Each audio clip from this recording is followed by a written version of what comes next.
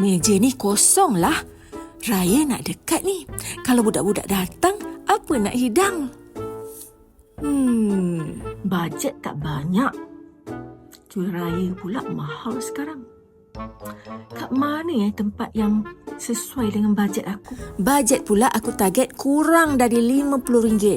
Mana aku tahu tempatnya. Jom! Di mana lagi? Ikut shop lah. Dengan serendah RM2.60, raya tetap boleh meriah. Jom kita tengok apa yang ada. Jika nak dekorasi rumah supaya mood raya tu nampak lebih ceria, kat sini ada barang-barang yang boleh digantung. Dulu orang gantung kat raya je buat perhiasan kan? Sekarang ada pilihan lain nak gantung. Tapi itu bukan yang saya cari. Saya nak hias meja saya yang kosong. Dulang ni sesuai lah. Apa nak letak atas dulang? Cawan ni satu pakej ada 6. Jadi saya ambil 2 lah. Harga pun sama, RM2.60, sama macam dulang. Sampul duit raya pun ada dari Eco Shop.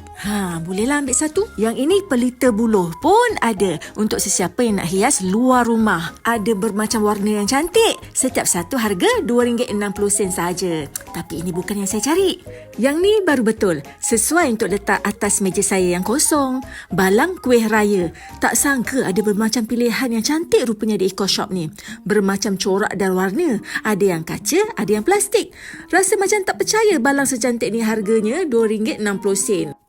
Ada bermacam pilihan pula tu. Kalau tak suka yang tinggi, boleh ambil yang rendah. Sebenarnya, rambang juga mata saya nak pilih. Rasa macam nak ambil semua. Tapi memandangkan misi saya, bajet kurang dari RM50. Jadi kita cuci-cuci mata je lah ya. Pilihan saya antara banyak-banyak balang ni, saya pilih yang ini. Semuanya ada 6 balang.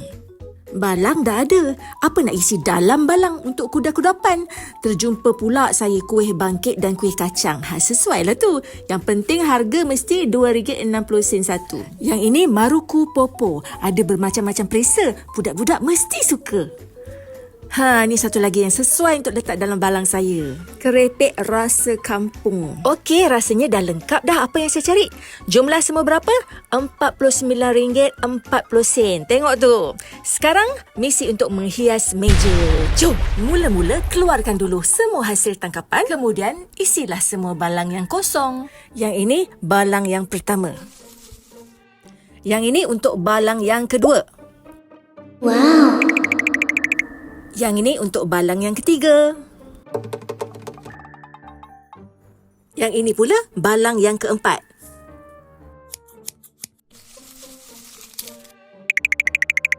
Ini pula balang kelima dan keenam. Kedua-dua balang ni saya letak maruku popo yang saya beli tadi. Dah lengkap semua balang, ada isi. Sekarang dulang pula. Apa nak letak atas dulang ni?